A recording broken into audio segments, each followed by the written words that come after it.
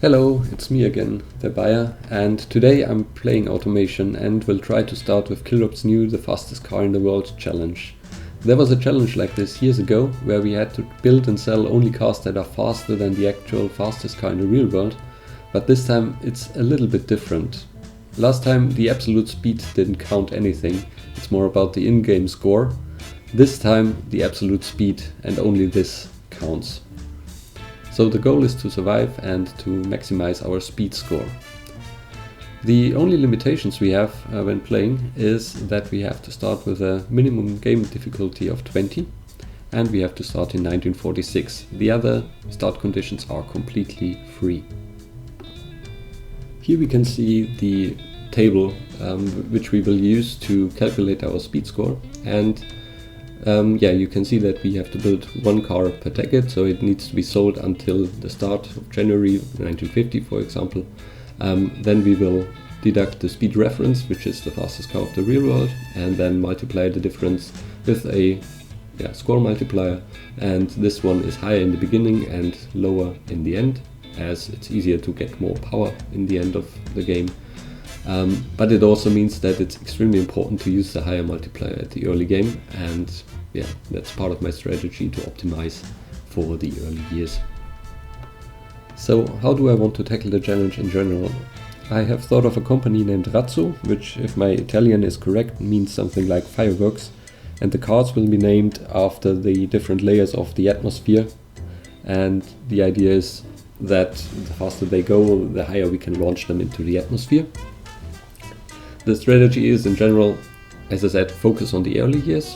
I will choose my starting tech to get good parts in the beginning and to minimize the R&D cost in the beginning, because we will be very money limited. And I will also try to have one low volume record breaking car and a higher volume trim or two, which will get the money for the future models into the company. For the record-breaking engines, I will probably focus on contract engines because I don't want to pay for all the tooling, and the general focus in the beginning will be because of low production volumes and high price and general sportiness of the cars, of course, in the GT and supercar area. And last point, as the company is named after fireworks, our focus won't be on reliability. That's it about the general strategy, and then I think it's time to jump into the game. So here we are in automation, and let's found our company, Razzo in Fruinia. Fruinia because Fruinia has access to V12 engines, or not access but familiarity, and V12s are a nice compromise for high power engines between V8s and V16s. They are not as long as V16s, they also have with the same capacity, shorter strokes, so we can rev them higher. So I thought that was a good idea to start. And then let's try to get our score multiplier and tech set up properly. So the base setup is for insane is too low. I need to increase the overall score. I have I do that by choosing only 50 million in starting cash, increasing competition, increasing volatility. I will also need a bit longer engineering times to do what I have in mind. And what I have in mind is, as I said earlier, to really focus on the early years, to have good parts available. And the first thing I need is radial tires before the 1950s. And therefore I choose 6 tech pool for tires, and then I will get rid of the very high rolling resistance of the bias ply tires and go with radial engines tires from 1949. And the other thing I really want is turbochargers in the 60s. So for the 70s car, that means it must release before 1970, and I thought 2 years of available engineering time should be enough to slap a turbo on an existing engine. With that setup, I still have a bit of room to play with, and I will invest a bit more tech into aerodynamics. And what's also always helpful is to invest into the body to get better bodies earlier. and to go into bottom end, because that will be one of our most limiting factors in the early game, to actually rev, to have very torquey engines. And yeah, that's my starting setup basically. So we start with a bit more difficult competition, a bit longer engineering, but it's barely noticeable. And in general, from the tech point of view, I think that's a pretty good setup for the start. So here we are now, and yeah, let's start. Our first car, as I said, will be focusing on the GT Premium, as these have money. And I also checked out the bodies before, and the first one with a large engine bay and low drag is this kind of body, and I'll just set it up for a reasonably comfortable and small production setup. The first engine will be V12, pretty large. I want to be flexible for later generations to maybe reuse it, at least for the second car. So 16 liter V12 sounds just about right, and everything from here is basically just selecting components that enable us to rev it, to extract as much power as possible from the car. What I also found out is that setting the balancing mass to a very high number also means that the bottom end can hold a bit more torque or a bit more RPM. So that's one thing we can do here. Yeah, the rest, for the first run, I'll just leave it somewhat default, just increase the RPM limit. Yeah, for this fuel system, obviously we choose single barrel, 6 carbs, race, just to get all of the power. The fuel, we are starting in Fruinia. That means we will not have access to the Lua in January 1915, or just in January, which means we will probably not sell right in January, because we haven't been able to do any marketing. So I'll play it safe and go for Super 98. And yeah, as a basic setup, I'll just use race dual. I don't choose any muffler, even though of course for comfort you would like to have mufflers, but the record card really should not sacrifice any kind of performance, and we try to sell it anyway, even if it's just a low number or will lose us money. I really don't care.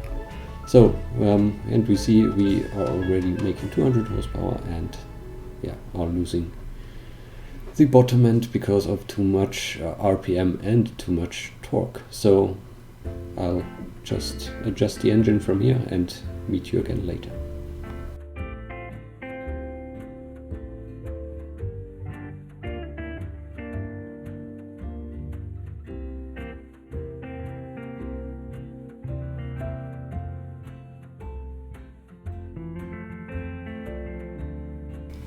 So here we are. We have a sellable engine with 5 reliability and 1243 horsepower. The question is now, can we make this in a reasonable amount of time? I will build the car only in 1949, and I will probably try to get this engineering time down to 3 years, so that we can do a quick facelift with stronger bottom end parts, so we can rev a bit more, or even have a bit more capacity. So that would be our goal, to use a quick facelift to even further get the numbers up, and then see what we can do in 1949. So far I will just build a dummy car so that we know where we are. and I will not engineer the car. I will just start with the engine project.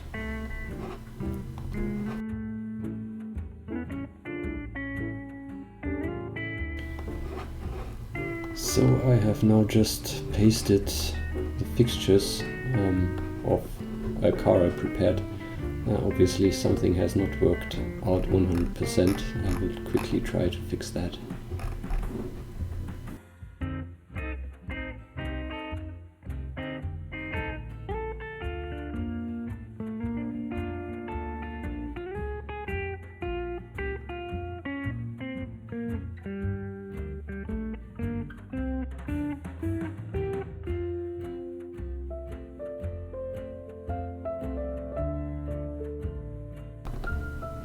So apparently there have been some issues with cloning the 3D fixtures.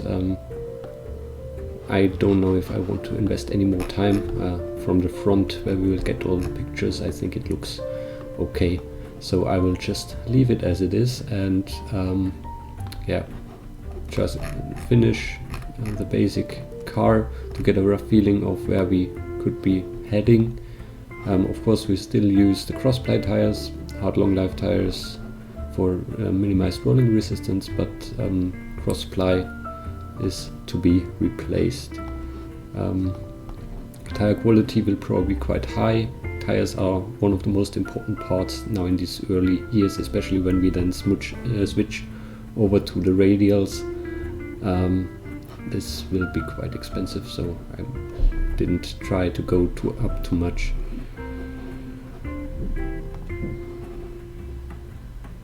So yeah, brake fade will be an issue all of the challenge. That's just how it is. Yeah, here we also try to minimize the air resistance, no cooling, no brake airflow. For now, maximum quality. Set it up as a GT Premium and yeah, have it as a sporty setup. They are already complaining about low comfort and low sportiness. We need to fix that in the end. And I just want to see where we are in the end. So currently we are grip limited, so at 350 or 340 we have issues with grip. That means I try to make the car heavier, which should make us go a bit faster and also put more weight to the rear. And we are already at 270 and still grip limited, and that's the point where I just put some lips on the car in the rear to make it grip. So now with a bit of grip, let's see what we can do. Okay, now we see we have grip and it's not accelerating further, so the issue is no longer the grip, but that the test is too short. So let's move to the salt pan to see how we would do, and then I'll leave it as it is because I won't engineer the car right now. I will engineer it in 1949 because then we get the 36 months bonus and we can use the better parts in high quality and try to use the bonus with all of the engineering modifiers in a way that we can get a very good car out within 10 or 12 months. So let's see how it goes.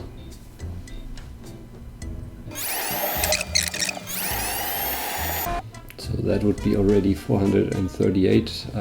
We'll see it later where we can get this, and we'll not optimize it right now.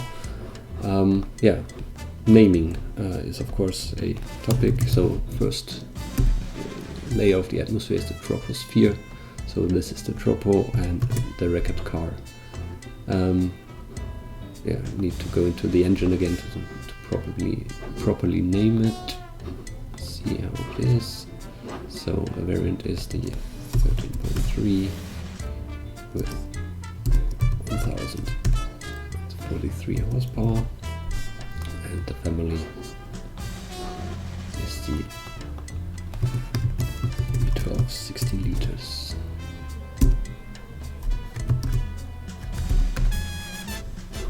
Alright. Then let's see if we can actually engineer this thing.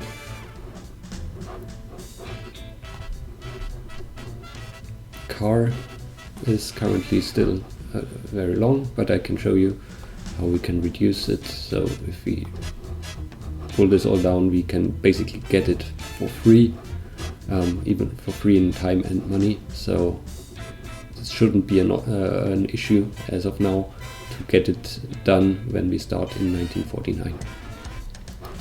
But for now, let's only do the engine.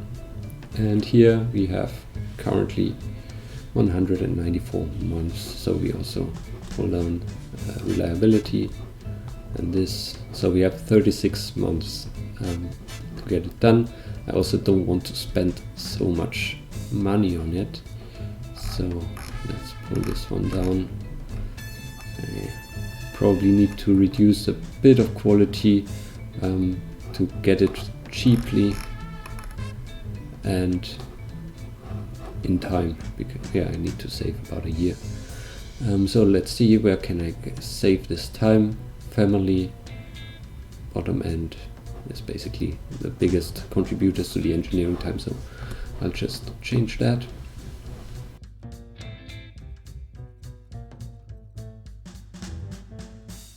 Yeah, exactly 36 with this setup. So I can raise the stroke again until we reach 5 reliability. So when this one is not flashing, we are fine. We're back at what we had before.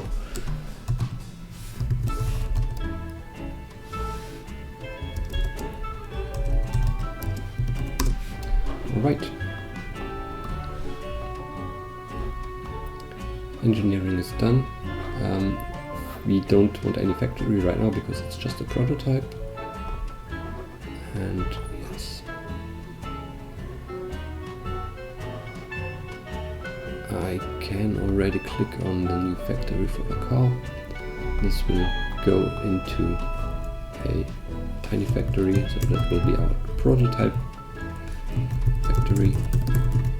It will not be built as long as I don't sign it off, so I'm completely fine here.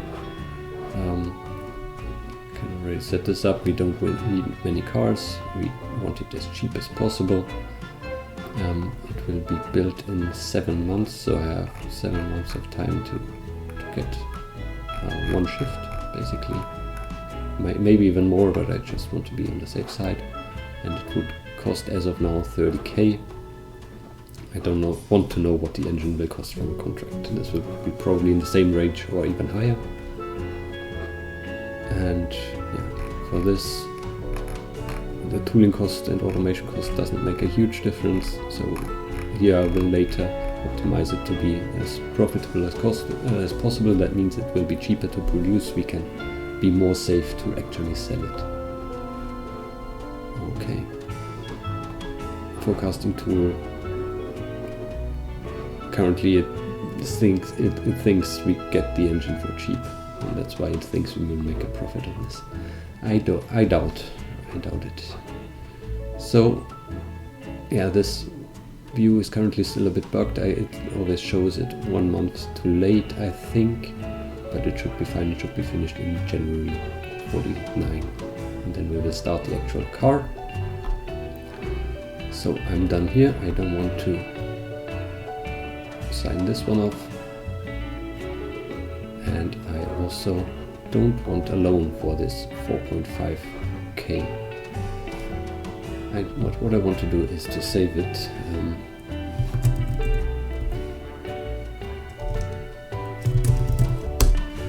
Alright, so let's sign this one off. Yes, no. Next step is we don't sign this one off. And next step is marketing. Marketing means we will focus on Furinia first, as Helvetia in the midterm does not offer any sports market, and we will later go into the supercar, hypercar market. I don't want to spend too much marketing money to raise the awareness here. I will just focus on Furinia and the Lua whenever it becomes available in 1950. Gasmia will be available much later. We will focus on marketing them there as well, but by then we should have enough money. So we will spend about 100k, I think 150 here, and I want to raise the awareness in GT Premium because this will be my first buyer of the record-breaking car. So what do they have as secondary stats? Smoothness, top speed. Sounds good. Smoothness and top speed. Later on I will also focus on convertible market, so it doesn't hurt to invest a bit of money here as well.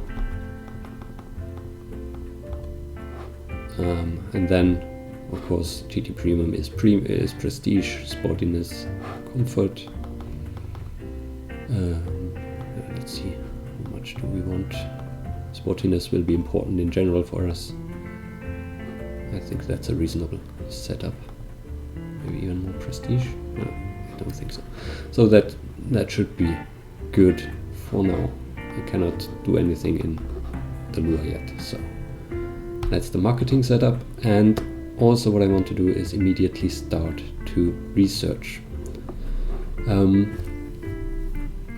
What will be important for us is body quality. This also lowers drag a bit. And also we want to have new bodies available so that we have time to engineer them, that we have time for no old body penalty to hit us too much. So I'll research a bit here. Also interior is always one of the most expensive things. So let's do something here. We're already at 140k. We already want to go into bottom end as well, maybe.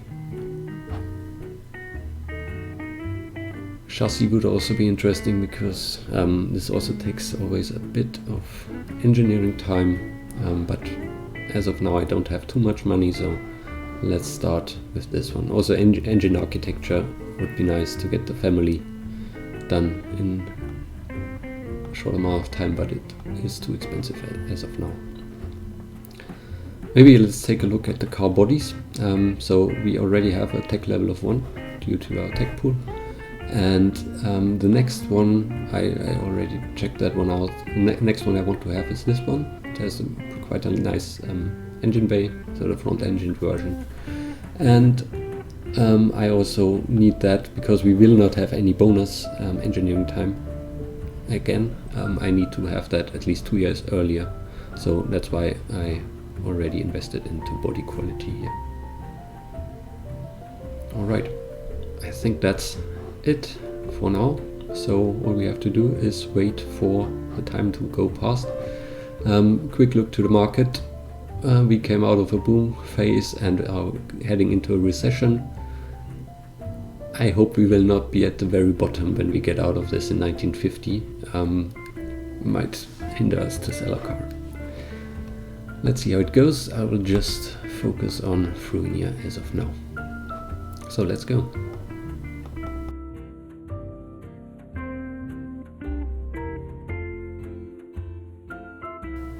Alright, there we are in January 49. We now have 12 months to design the car, and what's nice is that the bottom of this depression was not too big, so we're heading up again. Let's see how big our awareness is already. So general awareness here in Fruinia. So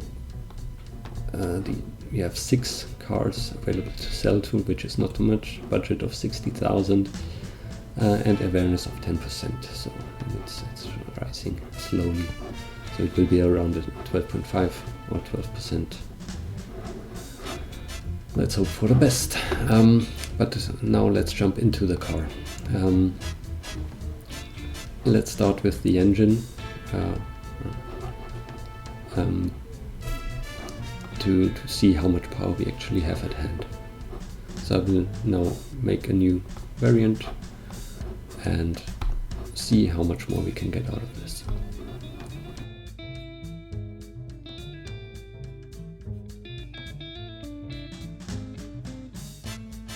So I seem to top out at 1293 horsepower right now. So let's try this. And we have a engine size of 13.7.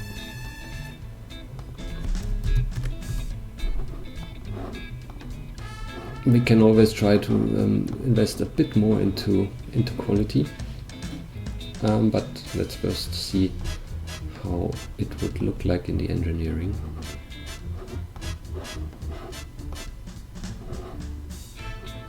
Okay, from an engineering point of view, it would be fine, 2 months, but we also need to check if we need to make it cheaper by optimizing the production. And let's have it built by the contract. So let's see how much it would cost us. I'm scared. 56,000. That's basically all the budget our buyer has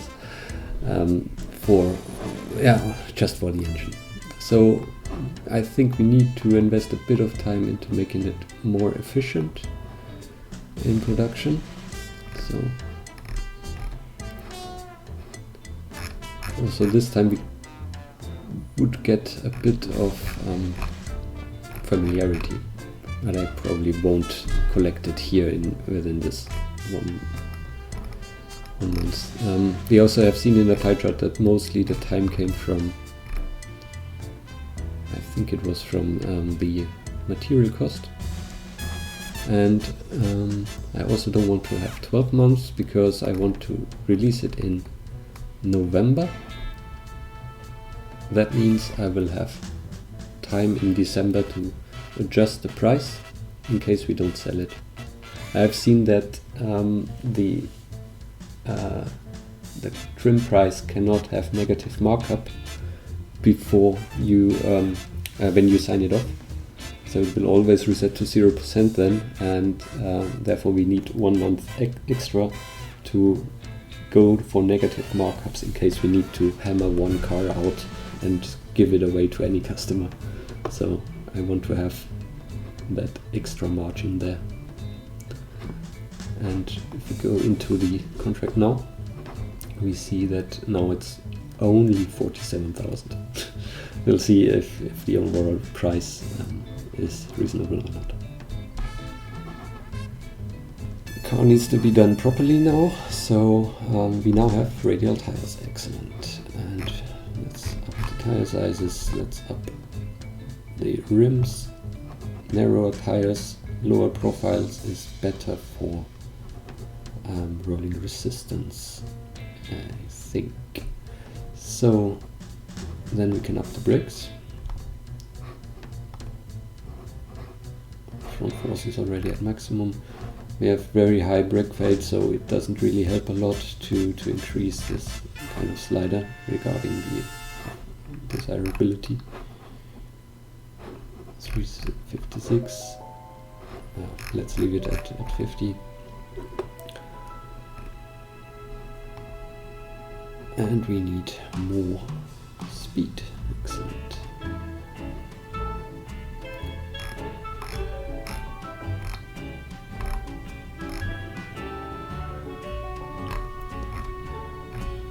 Cannot up the spacing too much because I don't want to lose too much sportiness.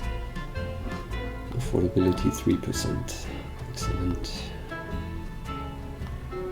Aerodynamics is fine. Let's see for the wing.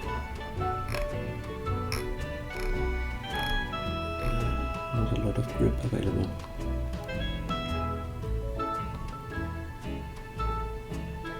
Okay, so let's see. Here we can optimize the suspension.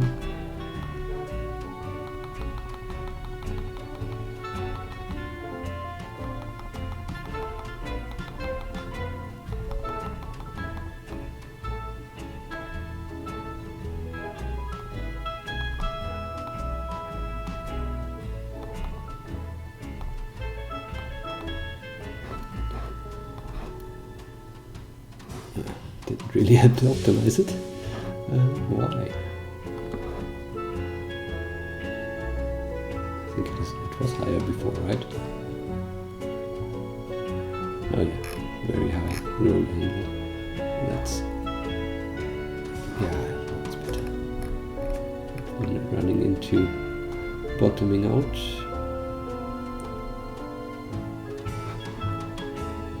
Still complaining about low comfort.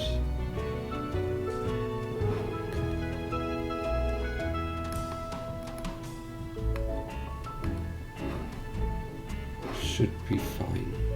Let's see what it does, and then I'll go into minor optimizations.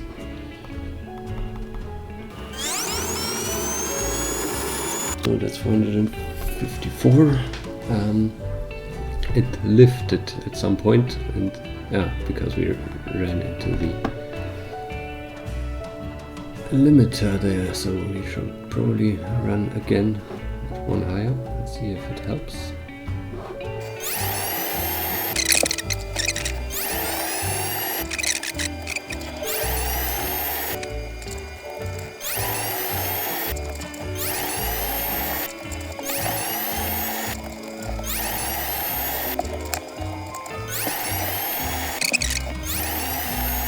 Yeah, 459 it is, and let's now try to sell this thing engineered first.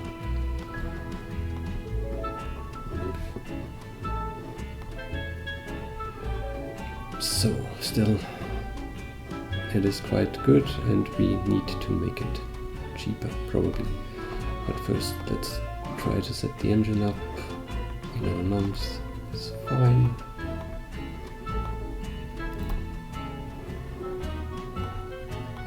Let's get a feel for the cost.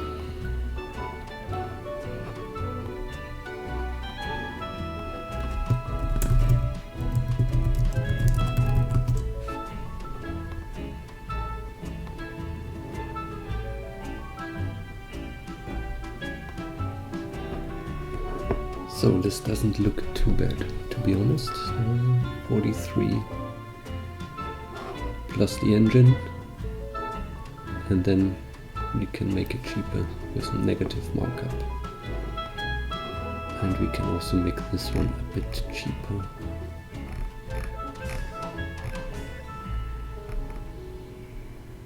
$11 months as well. We don't get any familiarity here, so we can up this.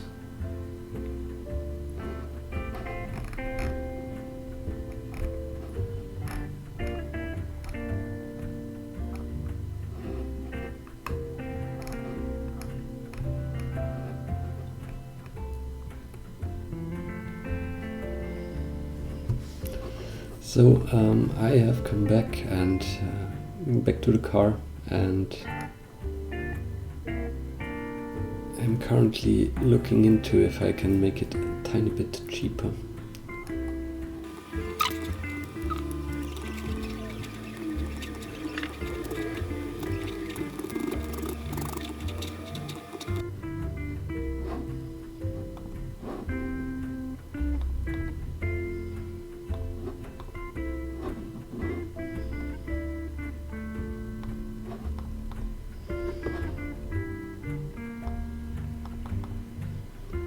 So let's hope for the best.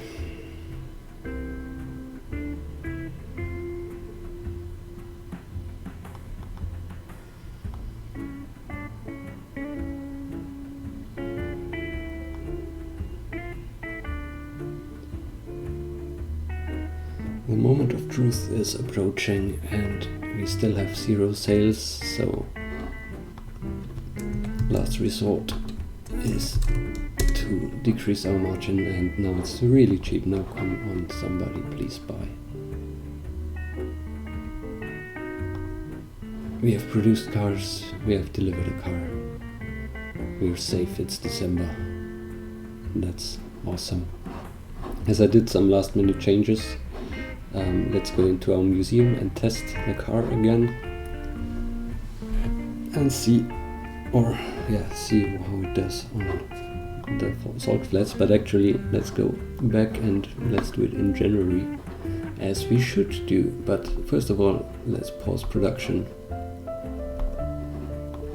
they can still buy it. Of course, I still have 9 in stock. And let's go to January. And that's it. Oh yeah, factory stuff paused. I've sold another one. Factory stuff paused means we need to really shut down our factories. I don't want to produce this money-losing car. So we just make a new factory configuration for the car and the engine factory. No loan. Doesn't cost anything, or almost nothing. And same for the contract. I don't want any contract. No loan. And that's it. And then we can go back to the hub, into the museum, and see how far it actually went after the last final modifications.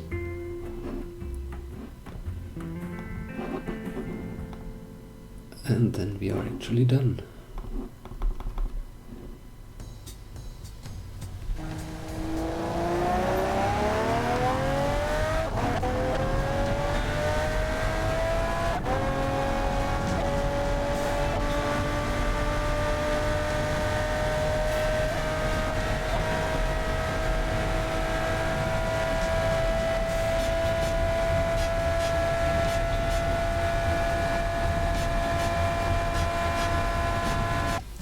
Okay, we lost 1 kilometer an hour to make during my last changes to make it sellable. So it's the R458.